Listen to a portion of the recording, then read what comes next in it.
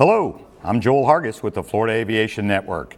We're here at Sun and Fun 2021 and we're having a ball. I'll tell you what, it's been a great week. The weather's been good.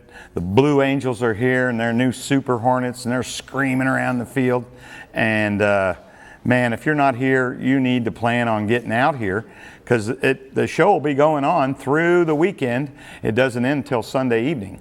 So get in the car, get in the plane, and fly on out here and join us. I'm out here with Bob Mador right now, and Bob is with NAFI, which is the National Association of Flight Instructors. Bob, welcome to the show. Thank you, Joel.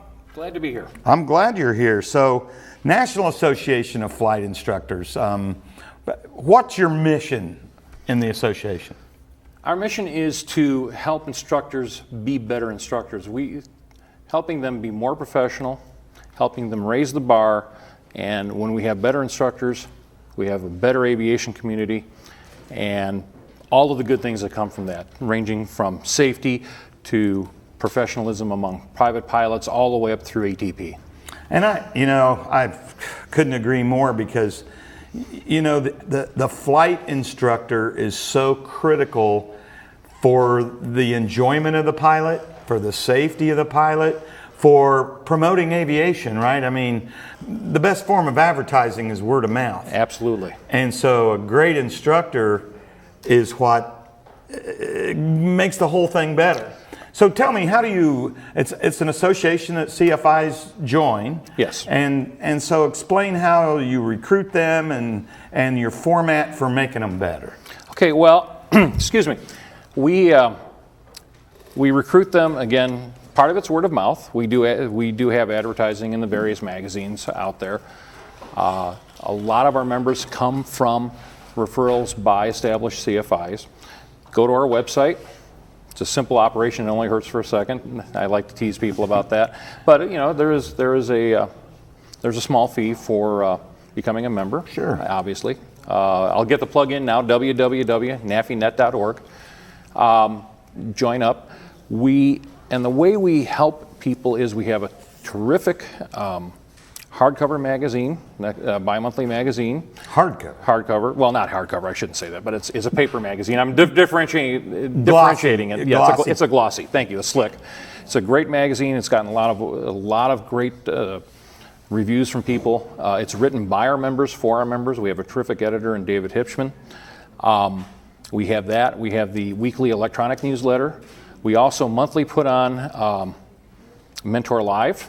As a matter of fact, there you go. Your own Ron Timmerman has hosted several of them for us, and that's our service to the entire aviation community. You don't have to be a member of NAFI. Cool. That's a wings credit type process. Oh, nice. So we encourage instructors, their students, and their friends to come in and watch, and those are archived so people can watch them later, and they all count for wings credit.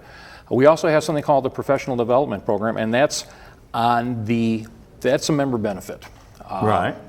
That one is a program where we take people through, as one of our board members best described it, a PhD in being a CFI. The things that you don't learn before you got your certificate. Best way, how to conduct yourself as a small business, how to relate to students, how to handle difficult situations, how to present yourself as a more professional pilot and a more professional instructor. There's 30 courses in that. At the far end of that, you'll receive a certificate of completion, and we're really excited about that. 30 courses, wow, that sounds like great extended training for those guys that take it seriously.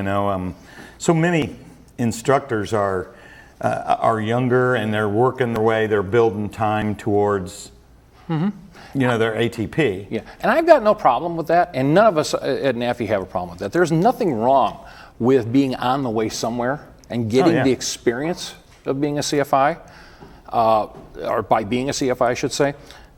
But when you're doing that, be the best that you can be while you're here. And for those that are, and I don't like the term time builder, I prefer transient or learning, or I don't know. I'm trying to think of a better term than time builder because there's been some negative connotations there. But while you're here and you're teaching, this is your opportunity to learn to be a pilot in command of a crew. Your crew is your student. Right. That's true. Your crew are the other people that you're working with at the FBO as or the flight school as you're teaching your students. And what a great opportunity to learn how to manage people, how to deal with situations, and how to help your student be that much more professional. Well, and I'll tell you what, and I've helped some younger folks like try to get pilot jobs in the military and things, and I help them with their interview and things. And when I get their feedback, the most important thing they tell me is it's not your flying skills that are important to get you accepted. It's your people skills. As I tell every new CFI that I've trained, your commercial is what showed me you could fly the airplane. That showed me you can fly. Right. It's not about learning to fly from the wrong seat or the right seat. I say wrong seat because I'm including the helicopter folks in this. It's not about flying from the opposite seat. It is about imparting all this wisdom that you've gained, the knowledge that you've gained, and taking that and passing that to another person, maintaining their enthusiasm through the rough spots. We all had trouble learning something in learning how to fly. Right. So maintaining their enthusiasm, keeping a student engaged, and it's all about, as you said, the people skills, Joe. It really is, and so for those guys out, transitioning, I'm not going to say building time, but for those people transitioning, if you don't master those people skills, you're not going to be flying in a cockpit with some other pilots for 4 or 6 hours at a time. They're just going to say no. Plus all those people for whom you're responsible. And particularly for the military, they're way more important. They're way into that when they're in the early process. But let's not forget the gray-haired folks such as myself. There are people that instruct. They've made a career out of it, or it's their next career, and our association is for them too, because we can always improve. We can always get better. The day that I stop learning anything about flying as I'm instructing is the day I stop, and I think I can speak for all of our members when I say that. I can tell you, my primary instructor, he was transitioning for a while, and he was a great instructor. He really was very good. And he went on to fly some charter stuff for a while, and guess what he did? He came back. He didn't like the travel as much, and he liked instructing. And I'll tell you, and so, he's a professional instructor, right? I mean, that's all he does, full-time job. He's the chief pilot, and he is a great instructor. That's great. And so, those guys are out there, and they hone their skills, and they would be, perfect for your organization. Well, and that's why our magazine is named Mentor. And so I know there's a title of a master instructor? Master CFI. Master CFI. What does that have anything to do with you? But you can help them get there. I don't really know what it takes to do that. Person to contact in our organization who can give you all the ins and outs. I can give you the 10,000 foot view in a short interview. But John Niehaus, our program director, will be happy to walk anybody through the process, and it's detailed on our website. But basically, it's the amount of instructing you do per year, certain number of college credit hours instructing, publications help, pro bono work, giving back to the community, doing fast team work, going to schools and working with kids, whatever. But it shows that you as an instructor are willing to step up above and beyond just going to the airport, getting in the airplane, flying, and go home. And it's really about taking that extra step, along with, again, a certain number of CEUs, college equivalent units, during the course of a year. And the neat thing about that is that it counts towards or it does count as a flight instructor refresher course. So let me ask, I'm just a private pilot. Don't say just. You worked hard on that. Oh, for sure I did, and I've always considered taking my commercial and even getting a CFI. And my reason would be because of our youth group and to be able to help train the kids. What a great opportunity. So for other pilots in that situation, would your organization be a good first step to absolutely kind of get your head together? Because my point is do I really want to go back and study that hard to do something that I don't? I really don't need to make a living doing that. I don't need the income from that. I would do it for others. I can't speak for everybody in the organization. I can only speak for myself. I became a flight instructor at the age of 38. Okay. Well-established career with a major rail carrier. Okay, from whence I recently retired. I did it because I love aviation and I wanted to give back and I wanted to learn more. Our organization would love to have somebody like you because you don't have to be a CFI to be a member. We would love to have anybody join. Anybody who's interested in aviation join. You get to see what we teach. You can learn what we learn. You have the opportunity to ask us questions. Right. And again, the magazine is called Mentor for a reason because we have a great deal of knowledge there. The PDP would be available to you. Doesn't matter when you take the PDP. Right. Courses, the professional development program courses. And just for fun, if you have something that you want to talk about in the magazine and you think you've got a good topic, for example, you're working with youth, if you say get your advanced ground or something like that and you're teaching a class, hey, I've done this kind of thing with youth, here's how you can give back to the community. Yeah, all right, very interesting. So let me ask you, last year was a big challenge for everybody. Oh my, yes. And so what were the effects on COVID of flight instruction around the country? Well, we saw, excuse me, of course in March, everything went to zero. Nobody knew what to do. Everybody stayed in their house, staying safe. Then, as we learned how to manage the contagion, as we got guidance from the CDC and the government and so on, people learned how to go out and fly safely. What surprised us is that we saw a slump March to April, and then instruction came roaring back. We thought we'd see a summer-long doldrums. We did not do this scientifically. We did not put together a proper poll, but we did an informal question to our membership, and they came back and said, we're busier than ever. A lot of instructors said, well, I'm following enhanced protocols. Some instructors who are Part 61 doing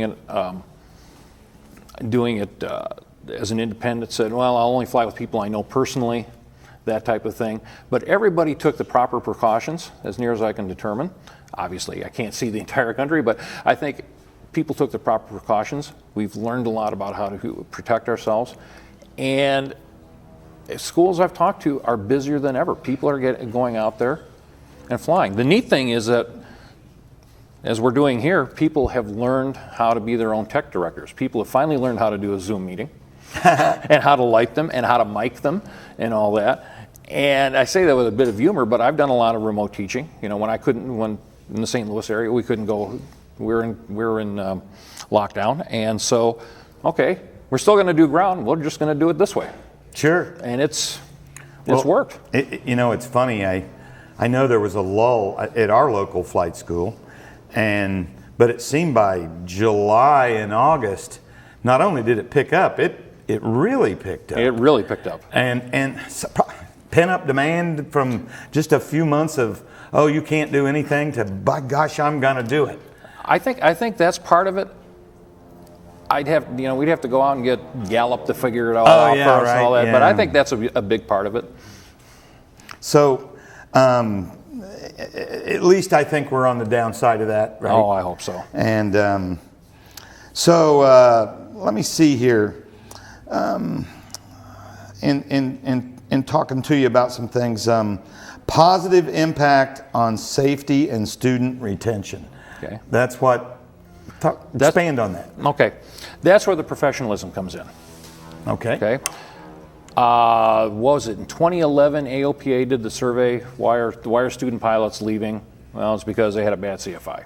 Yeah. Okay. I can believe it. That stung. As somebody who loves to teach, that one really, really hurt. And so our mission is, again, as I said, help instructors be better at what they do and help them understand that conducting themselves, and I'm not saying that instructors don't. This is more of a raising the bar and making the inexperienced instructor acutely aware of how they need to present themselves to their students, how best to present themselves to their students. So raising the bar on professionalism has a positive impact on showing the student, here's how you walk the walk, here's how you talk the talk, this is how we're going to do it. We don't take shortcuts. We're going to fly. And it's not just the mechanics of flying, because people generally don't cheat in airplanes. What I'm getting at is more the whole attitude towards the experience. And so helping them pass the baton to their students. When a student sees that a flight instructor is not willing to compromise a safety ideal, so to speak, or safety, or handles risk management in a very positive, assertive way, then they'll take that on by sheer osmosis, primacy in instructing. They'll learn how to do that, and then they will be a safer pilot. Their passengers and families will be more comfortable with them, and that will carry on through their entire career, all the way through. For sure. As I told one young man, I'm not training you to fly who told me he had airline aspirations, I'm not training you to fly 172. I'm training you so that when you go for your job interview at United, you'll pass, and you'll fly that 74 someday. Wow, that's great. So let me ask you this. So obviously, again, I'm all about teaching youth aviation, and so whether you're, and not just youth. So so I took my first lesson towards the end of my 48th year, and so a lot of last year. Yeah. No, okay. Thank you. Sorry. Very, very much. I like this guy. So, and it's kind of a long story that I'm certainly not going to bore everybody with, but I looked for a week because I knew I was going to learn to fly. I mean, I got it. One of my buddies did it, and that was it. I was going to learn how to fly. And once I get focused on something, look out, here it comes. And I looked around for a week, and I looked at 3 different places that had training and or full-blown flight schools, right? And so truth be told, I didn't know what I was looking for, right? I mean, I didn't know what I didn't know. Yeah. So what should we know when we look for an instructor or a flight school, or, you know, obviously money is a big part of it, and some places are more, some places are less, and I certainly understand now those differences. But boy, you're the expert. Tell us what to look for. I would say look for the best value proposition. Best value? Best value proposition. And that doesn't necessarily mean the cheapest. That means getting the most for your dollar. This is the most intensive one-on-one training you'll ever get in your life. Right. I'm going to write some of this down. There you go. First thing you should look for. Okay, first thing is see if it's a welcoming environment. Okay. I've been in too many FBOs I hate to say it, where people look at you and go, where did you come from? Who are you? You know, it's, okay. A welcoming environment. Welcoming. So let's keep it positive. Look for a welcoming environment. I got that. That makes perfect sense to me. Cleanliness counts, in my opinion. You know, that says, again, that goes back to professionalism. How does the place look? How do the employees look? How do they comport themselves? Do you feel, if this were a doctor's office, would you turn around and walk out? Okay, is another way to look at it. The equipment, I don't care about the age of the equipment, but is the equipment obviously well maintained? Are safety protocols followed on the ramp? All that good stuff. All right, so let's slow down right there. And so equipment.